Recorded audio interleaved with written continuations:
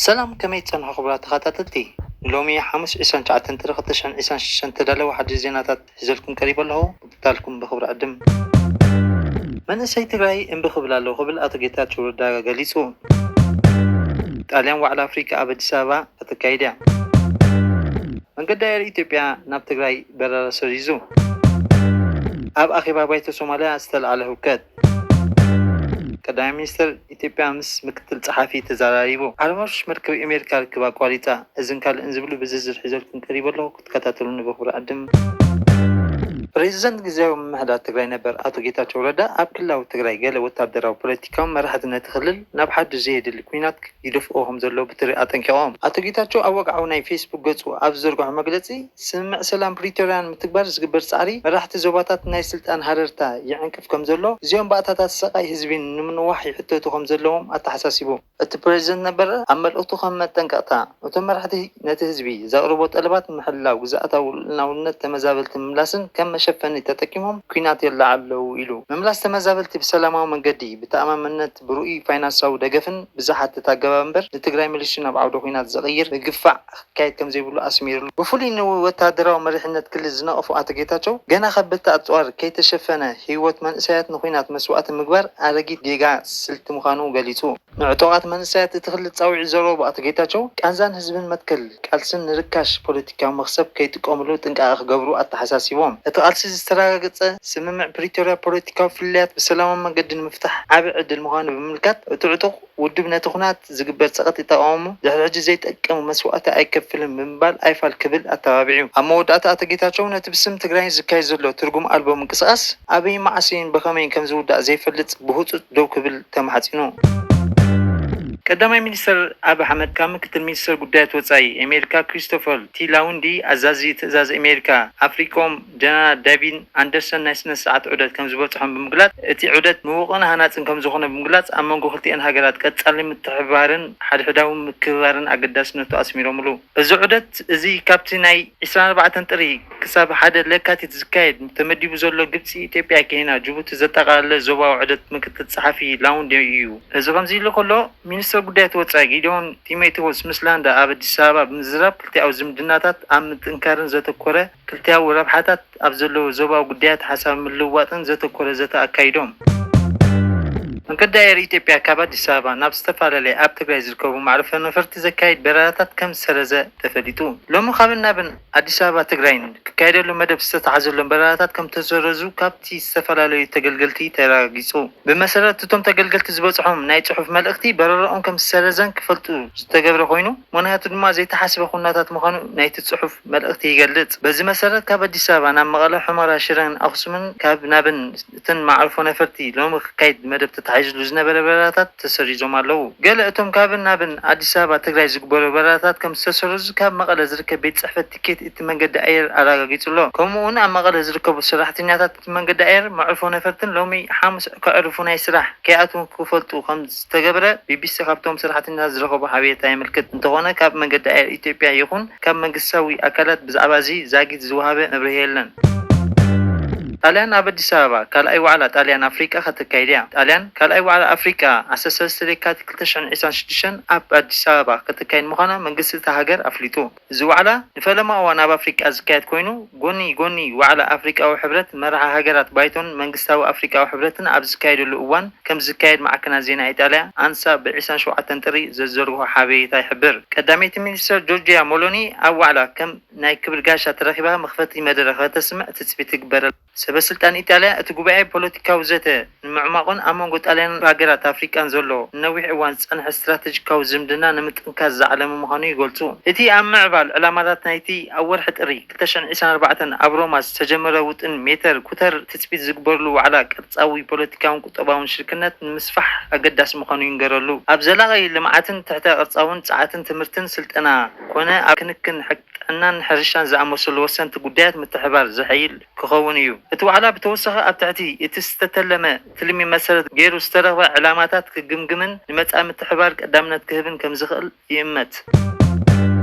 أبرلما سوماليا زغرب أمام محياش قوام هوكت تلعيلو تمار ربع أب حبراو أخيبا بايتو سوماليا اتقاف قواعي أبالات بايتو تقامتن سلطان بايتو كنا وحي يزولو أمامه من محياش قوام نمغرب دحر مفتانو اتقاخيبا قرد أجددو سوماليا كابكلتش عن عسر تغتن جميلة أب تحت جزياو قوام سنح خوينا نمودا تداغا متساعتا تامونغو فدرالهم منقستاون زوباتات كلاتن بزعبا محدران مكفال سلطان عميق مفلاي كمزولو يقلات أب تحتي بريزنت نبر محمد عبد الله محمد استجبره تماسا فتن بوليتيكا وسلطان من واح أبتش عن إسال حدن كلولاو قوام أبجيسو أب مقادشو أتكون متكتام مفتان نتهاجن أب أفدق سفحنا عبي دفي واني ريو أبتنايت ما ربع قرقس على أفقوبعي بايتو حمشت معرفات نايت جزاو قوام نمحياش زي تتصبي أجندة مسافلته أم جمار تأخيبانا أبالات بايتو بتصحف كدحن معدل مستقبل سيو تعقرق طلعيلو أبالات بايتو توقامتي اتزغرب محياش أول حمية زازو عدم بايتو نخلت عمتات كنا واحد زخل مخانو قاليتهم اتبريزنتاو سلطان أول حقنبوت يودع قبلو قاليتهم أما حبراو مراخبتات استزرقو فيديوتات نتا أجندا زدقفة أبال لعلواي بايتو زخونا منيستر وشتاو تسأتا عبد الله الشيخ إسماعيل مس حسن يال تبع لأبال بايتو طوامي أكلا مقتام كي ترفة زر فيديو إذا متهلخ بخمي كم جمرة بقونو تسوري نبران أبالات بايتو طوامتا عبد الرحمن عبد الشاكر مرسان أفقوا أتو عدن مادوبة كوبو أسر رح خي تخطلو اتأمامه بهوري كحلف فتين قبل كسيسو نتسقم تزقامو ولا أبالات بايتو ورأتي أجندهم كديدهم جرحهم بمج دارين فيسكا بمنفعن مسح فد الدوا بيلومو مادو بين تأخيوا أونزيفو أبلعلتهم نتم الزبالن تحت تزخون سبات سقم تديسبلين كسر مخانو أتنكيرو اتأفقوا بقى زقرب ولو حتور إيتو بغصبة مسي أهبن أبزغرب أمامه ميت مع أسن داقمين كجمر كم زخ دما نتصور أيكونن منقص ليفن نتا أبكلتشن إسان كتن نقل حتى تعوبة ناب رواندا نمقعز زعل مشركنا سدت كبكع موسان سعيبو رواندا أبلع لعباي بريطانيا حقا وخصي خمسة قربت أبطابات مربع حبريتا باور أوف أفريكا أبتي تمال الزرقحو تسبطبا ملكيتو هتسمع عباي بريطانيا نقل حتى تعوبة ناب رواندا خطق نمفكاز تدالو خوينو نمدبات من قادم وهادن رواندا زخون قزاوا ودقف ونزتقال يونيرو سبسلتن رواندا عباي بريطانيا تسمع بوقعون حقاون عقباب كم زي قوارط بمقوات رواندا بمسألة تسمع استقبره وتأيتات الكيدان زجفن أستات 5 مليون باوند كعسا يحطوا له سبسلتان عباي بريطانيا قلنا تستوها بوسانة بعلم لخو قلقل أبيلو بتاريخ كلاخ المغانو يزقل زلو نتسمع أم قرات الله من بارو جنزب كفلتون بقبري بريطانيا نايم محلا وحلافنا كم زلون ون يمقتو تقولي أب هيك هولان أب زركب قوام بيت فردي قلقل قريب الله انت هنا بيت فردي مع حسن مسرح بفردي كم جمر تقولي كندي كم زوسدن كم زخل زاقي تعين ترنزلو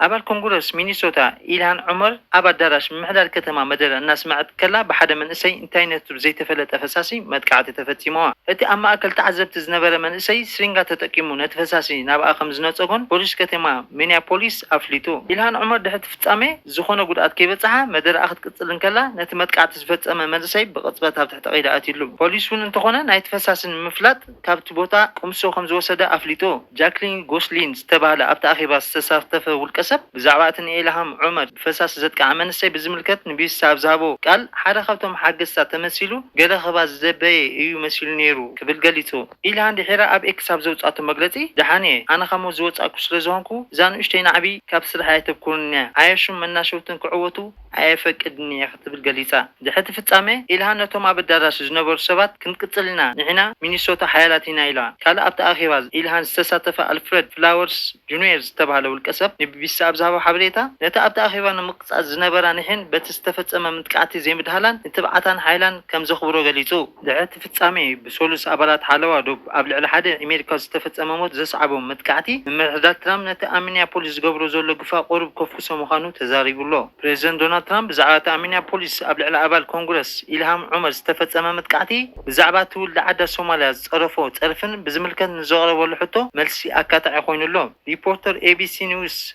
راتشل سكوت نت بريزنت إلهان عمر أمدرف كيميكالاو نت كله زرقي فيديو ريخايدو إلى حتى تونيرا ات بريزنت ما أيراغون بزعبا حسبني مجبر بريتي إلى زعم فتاة من الباتون بعلا أنتي قاعد تاخدكم تخليها قبل نت متكعتي بعلا زوها تخون كم زخل نتي فيديو زوهم زلون قاليتو ات بريزنت ات بسولو زكايدو نايمرج أقوس سيلفي بزعباتي إلهان عمر تولدي عدا سومان زقبرو زنبرت أرفي قتل له نسخب زفرارست هاجر يامتيا هاجر كتب لك ኣይኮነትን መንግስቲ ዘለዋ ኣይትመስልና ሓደ ካብ ዝፈልጦ ነገር እንተሎ ሽፍትነት ባህርን ጥራይ እዩ ኢሉ አርሞሽሽ መርከብ ኩናት አሜሪካ አብርሃም ሊንከን ምስ ዓለም ዝነበራ ርክብ ከም ዘቋረጸ ተገሊጹ እቲ አንፈት ኢራን እትጓዓዝ ነበረት ዓባይ መርከብ ውግእ አሜሪካ ኤስኤስኤስ አብርሃም ንኹሉ ምስ ዓለም ዘለዋ ርክብ አቋሪጻቶላ እዚ ብኮም ዳርክ ዝፍለጥ ስቕታ ሬድዮ ወታደራዊ ሜላ ጥራይ ዘይኮነ ንኢራን ዝመሓላለፍ መርዓዲ መልእኽቲ እውን እዩ ሓንቲ ናይ አሜሪካ ጉጅለ መራኸብ ኩናት ኬረር ስትራይክ ግሩፕ ርክባታ ሙሉእ ዓጽያ ኣብ ፍጹም ዝበለ ጸልማ ክትጓዓዝ እንከላ እቲ ስቕታ ንባዕሉ ሓያል ኣጽዋር እዩ ዝኸውን እሱ ጉምትዚ እቲ ዲፕሎማሲያዊ ናይ ቃላት ምውርዋርን ከም ዘብቃ ዘመልክት እዩ እቲ ዕላማ ትካል ስለያዊ ጸላኢ ናይ መርከብ ትክክለኛው ቦታ ከይፈልጡ ቀጻሊ ምንቅስቓስ ከይትንበይን ንምግባር እዩ እቲ ስቕታ ንመራሕቲ ቴህራን እቲ ዝርርብ ግዜ ተወዲኡ ናይ ስጉምቲ ግዜ በፂሑ ዝብል ቀጥታዊ መጠንቀቕታ እዩ እቶም ኣብ መርከብ ዘለዉ ብኣሽሓት ዝቑፀሩ ወታደራት ምስ ስድረኦም ዘካይድዎ ዝነበሩ ናይ ቴሌፎን ኢንተርኔት ርክብ ሙሉእ ተቋሪጹሎ እዚ ዝተገበረሉ ምክንያት ድማ ደቀቕቲ ዲጂታላዊ ምልክታት ሲግናል እታ መርከብ ኣበይ ከም ዘላ ኣፋፍኖት ከይህቡ ንምክልኻል እዩ ኣብ ቱርኪ ኣብ ዝተኻየደ ስነ ስርዓት ኣቀባብላ እናስጎመ ከሎ ዝወረቐ ፕሬዚደንት ናይጀርያ ቦላ ቲኑቡ ኣብ ጽቡቕ ኩነታት ከም ዘሎ ሓደ ካብ ሓገዝቱ ገሊጹ እቲ ወዲ 73 ቲኑቡ ኣብ አንካራ ብትርካዊ መዘንኡ ናይ እንኳዕ ብድሓን መጻእኻ ወግዓ ምቅባል እናተገበረሉ እንከሎ እዩ ተዓቂፉ ቲኑቡ ንሓደ መስመር ወታደራት ሰበስልጣን ድሕሪ ምሕላፉ ናብ የማን እንቅፋት ክወድእ እንከሎ ኣብ ወግዓዊ ገጽ ኤክስ ናይ ፕሬዚደንት ቱርኪ ዝተፈነወ ቪድዮ የርኢ ካሜራ ናብ ካልእ ቅድሚ ምዛራ ሰባት ነቲ ፕሬዚደንት እናሓገዝዎ ኣርያ ድሕሪ 45 ካልኢት ድማ ቲኑቡ ጣይብ ኦርዶጋንን ጎን ንጎን ኮይኖም ተሪኦም ፕሬዚደንት ቲኑቡ ዝኾነ ጉድኣት ከም ዘይጓነፎም ክልቲኣዊ ርክብ ከም ዝቐጸለን ሓጋዚኡ ሳንደይ ዳረ ገሊጹ ቪድዮ ክሊፕ ናይ ተፈጻመ ኣብ ማሕበራዊ መራኸቢታት ይዝርጋሓሎ ድሕሪ ወሃብ ቃል እቲ ፕሬዚደንት ባዮ ኦናኑጓ ንኑቡ ኣብ መሬት ካብ ዝነበረ ሓፂን ድሕሪ ምርጋጹ ሚዛኑ ከምዝሰሓተ ገሊጹ እዚ ዓብ ነገር ኣይኮነን ብዘይካ ነቶም ካብ ዝሓለፉ ፍጻመታት ክላገጹ ዝደልዩ ሰንከልከል ጥራይ ኢሉ ነይሩ ኣምላኽ ይመስገን ምውዳቕ ኣይነበረን ክብል ወሲኹ ገሊጹ እቲ ፕሬዚደንት ብሰነ 2024 እውን ኣብ ቅድሚ ህዝቢ ክወድቕ ኣብ ዝተራእያሉ ሰባት ፍሉጥ ምንቅስቓስ ሳዕስዒት ዝገብር ዘለኹ መሲልዎም ክብል ተዋዚኡ ነይሩ እዩ ኣብቲ ግዜ እቲ እታ ንእሽተይ ጌጋ ስጉሚ ክወድቕ ከም ዝኽኣለ ብሓገዝቱ ተገሊጹ ቲኑቡ ካብ መራሕቲ ተቃወምቲ ፖለቲካ ኣቱርኪ ኣቡበከር ከይተረፈ ምድንጋጽ ረኺቡ ዘሕዝን ፍጻመ ክብል ተዛሪቡ ነይሩ እዩ ካልእ ፖለቲከኛ ሾውሳኒ እቲ ፕሬዚደንት ሰብ ምዃኑ ካብ ምንም ዝፍለ ከም ዘይኮነ ዘርኢ እዩ ክብል ገሊጹ سعودة عرب نزيجات 14 هجرات ناي فيزا أجرا جرا سعودة عرب نزمت وان حاج من دلاو نمنجس سعودة عرب نزيجات 14 هجرات هندي باكستان بنغلاديش إثيوبيا السودان قالوا زركبن هجرات جزاوي فيزا كم زأجدت أفليتو إذا سقمت زي استوصل له عند مغنيات أبسنا ساعات حاجة زفتر عقن زي بلو تعاقي سباتن نمدنقار نمكلخلنيو حقاو مزقبا نمرقات بزين حاج فقط بقول باب عمره نقدي ويون مبصح سدابي زعتو سبات نمكوتصار وسانة حجية زحلف عمد بسنك برتوع مقاتن سعقطات زقاتة ما حدقاتن كيد قم نمكلخليو إذا قدازي ننا عمره نقدن مبصح سدابيتات فيزا زملكت كوينو كساب سنة ساعات حاج زازمو لمودة ورح سنة تنحيو خطنحيو بوغن سعود عرب كم استحبره حقاو فقط حجي زي بلو خسقد زترخ بسب ናይ ገንዘብ መቅጻዕቲ ማእሰልትን ከምኡን ዓመታት ናብ ናይ ሃገር ከኣቱ ናይ ምግዳእ ስጉምቲ ክሰደሉ እዩ